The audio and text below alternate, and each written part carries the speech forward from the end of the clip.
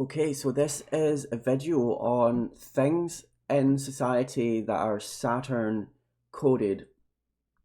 Now, I just got done recording a video on Saturn and I was listening to it back and I realized that Saturn is such a huge, massive subject and it's very esoteric and it's very heavy and it's very complicated. And I don't think that I can actually just let people know what Saturn is in one video.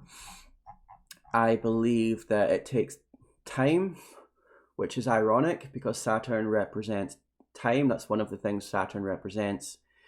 And I was trying to put too much into one video, and even I was feeling overwhelmed listening to it.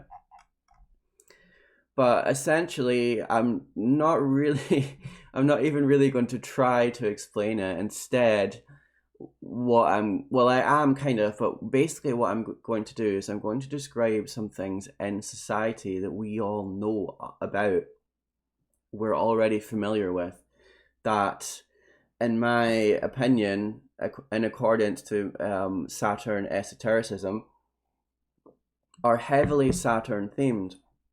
And then it's going to allow people to take all of that information and get a better idea of what Saturn is really about. So the first of Saturn themed things that I'm going to talk about is judges. Now, when we think of judges, we think of these people who are powerful and they wear these black robes. And the black robe is one of the garments of Saturn. Things to do with power, things to do with structure, things to do with authority, severity as well. Saturn is very severe and cold. So judges, they embody like an elevated status in society. They work from these very often very grand, old, expensive buildings, and they wear these robes typically, not always, but typically. This is the traditional judges, clothing, and they make these choices, these decisions about whether basically what to do with people in the context of the legal system, such as sending them to jail, in prison for a short time or a long time, or deciding some people don't need to do that, some people are innocent or whatever, and other things as well. Obviously, judges do a lot of stuff, but already, if I'm to tell you that these people are very Saturn coded, I think just by understanding what you know about judges, that can help you to understand more about Saturn. Another Saturn thing as well is the police as well. They're there to enforce the authority, enforce the rules, laws, and governance of the system. They're there to keep the system going smoothly. And they're there to use force if they need to. They can arrest you, they can physically restrain you. In some countries, they have weapons.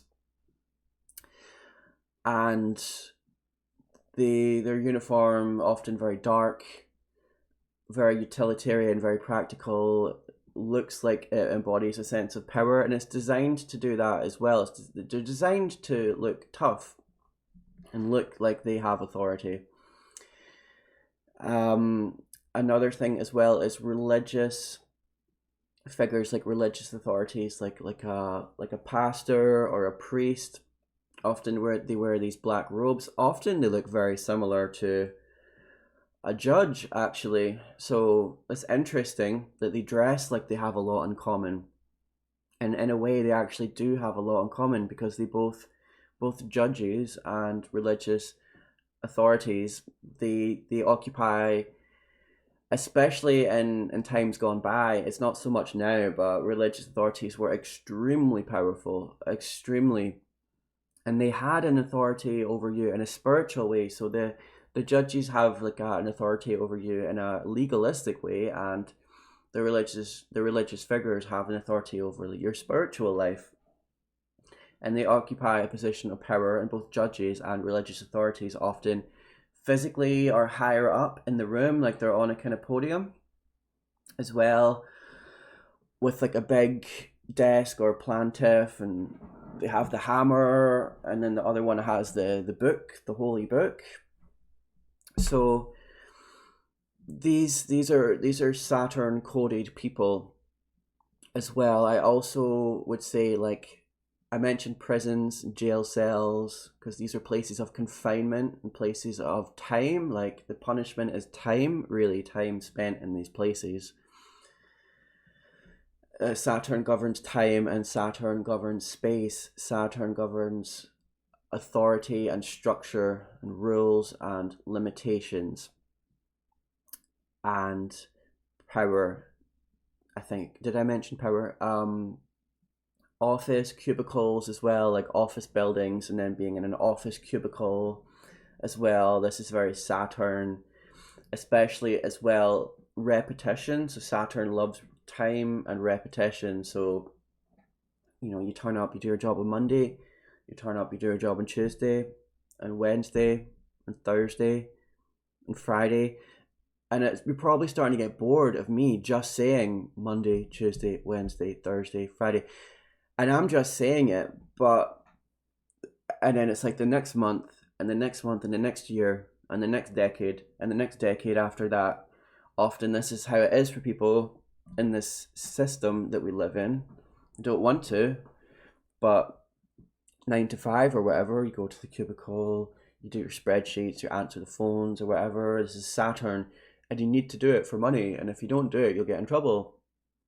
So this is the Saturn based system as well. So I think like formal wear, office, it's all very Saturn as well. Like the concept of having a boss, that's Saturn. Yeah, also inequality. So Saturn systems, like, there's going to be people and institutions that are very powerful, and there's going to be people that aren't, and they're going to be governed and ruled by these people and by these systems. This is very Saturn. And the thing is, some people really love this system. I think most of us, like, we don't love it and we don't really believe in it so much, but you're like, well, you have to do what you need to do to get along. So you put in your time or whatever and get your money or whatever. But some people really love this system and they really believe in it.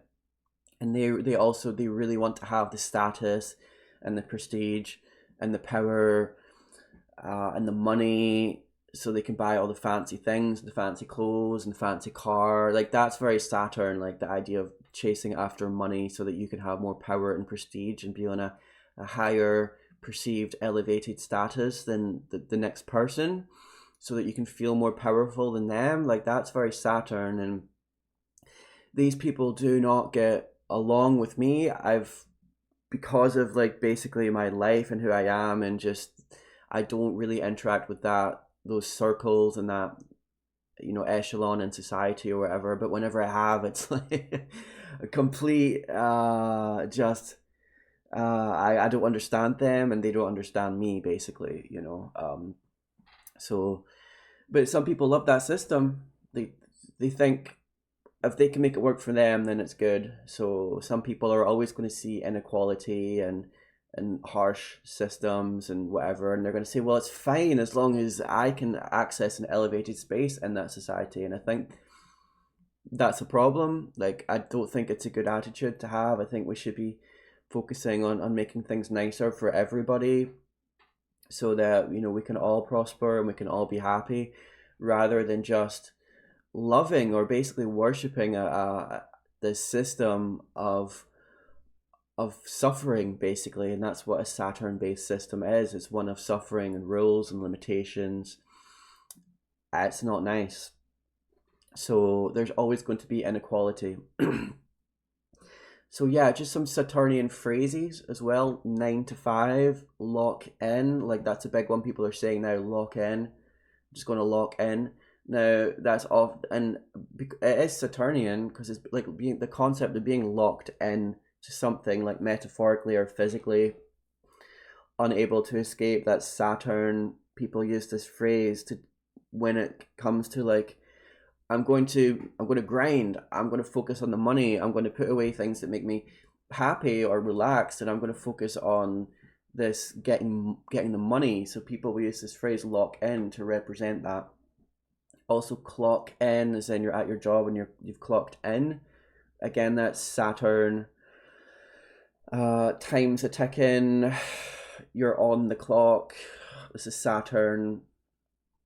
Saturn is depicted as well as old father time as well.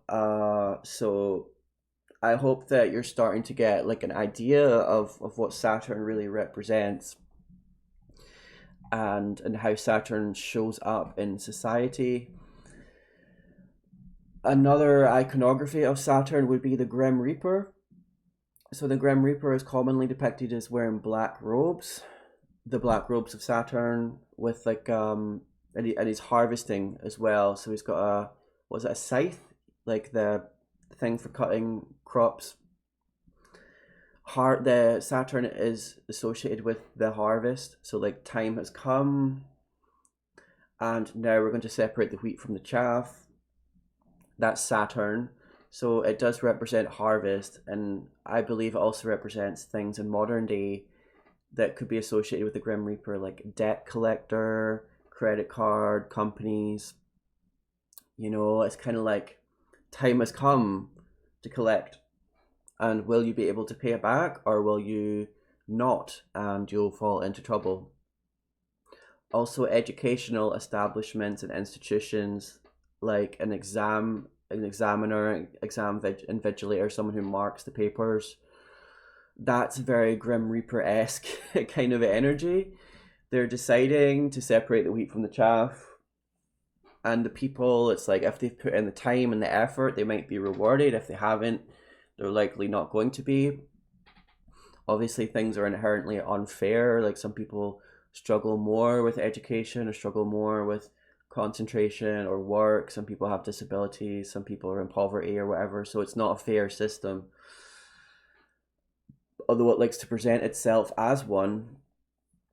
So as well, more Saturn iconography I would say would be like a clock, a wristwatch as well, especially an expensive wristwatch. There's just something about the concept of exchanging your time and energy for money, and then taking that money and putting it into a wristwatch, which is you're putting your time and energy into buying a glorified Saturn worship bracelet, basically, which I feel like is reminiscent to a slave bracer. We do that unwittingly, we do that unknowingly, especially because some of these watches can cost like just insane amounts of money, thousands, tens of thousands, maybe millions of pounds or dollars. I think that there's ones worth millions. I'm sure that there is. So things that are expensive and things that denote status, this is Saturnian, things that show that you believe, like venerate time, because I feel like that's what a wristwatch does. It's like it's a symbol of time, and one of the core tenets of Saturn is time. Saturn represents time, and Saturn represents space.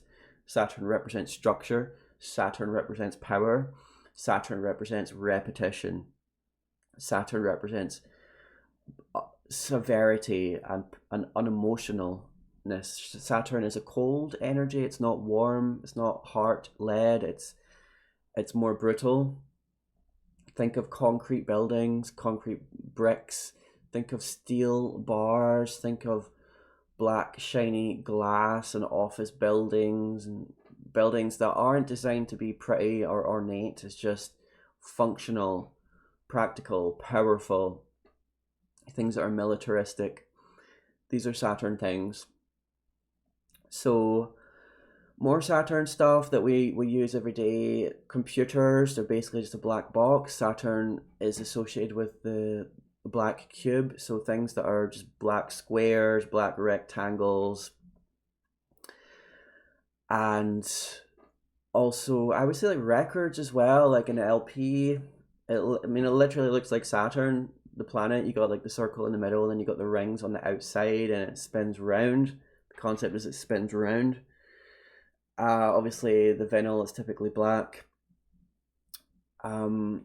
So yeah, and in the Abrahamic religions as well, and this is another rabbit hole, but basically, you got Mecca. So in Islam, they pray to Mecca, and Mecca, like, there's stuff inside it, and I think it's just bricks, but like it's covered with this black cloth. So it's a black box that they pray towards, and I believe they walk around it counterclockwise.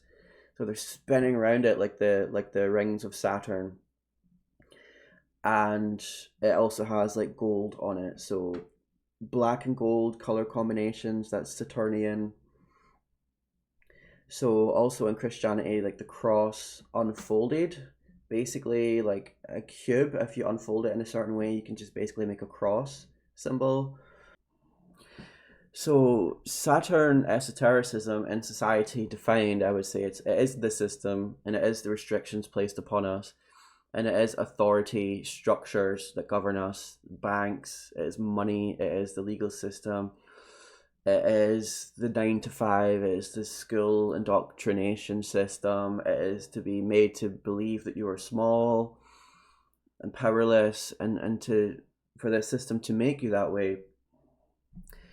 And the Saturn systems, like they need people to believe in them and venerate the systems.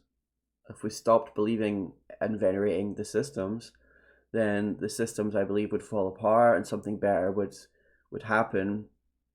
But like I'm saying, there's so many people in society that don't really see anything wrong with it, as long as they can, get to a higher level in society. So like, and these people often do. The people who are rich and run companies, whatever, they tend to be people that are more ruthless and they'll stab people in the back, and they don't really understand like friendship so much or loyalty, things like that. These people, these kinds of people, this archetype, they do very well in a Saturn society because they embody the traits of Saturn, so they understand it. And people that are more, they're not really bothered about trying to have authority or power over people. Those are the people that probably should, because they're the people that would do it best. But the people that want power so much are the ones that tend to have it, and they're the ones that tend to be the best at getting it. So we are, I believe, that governed over, ruled over by people that really embody the spirit of Saturn, and perpetuates the system, really. So that's just basically just a quick rundown of like some Saturn themes in society, things that are Saturnian.